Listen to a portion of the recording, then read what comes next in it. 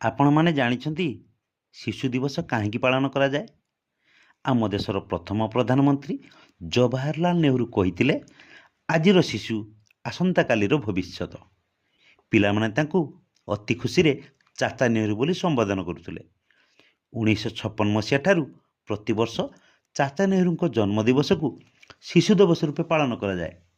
ସେ ଭାବୁଥିଲେ ଯେ ଶିଶୁମାନଙ୍କର ସମଗ୍ର ବିକାଶ ହେଲେ ହିଁ ଏକ ମଜବୁତ ଓ ପ୍ରଗତିଶୀଳ ରାଷ୍ଟ୍ରର ପରିକଳ୍ପନା କରିହେବ।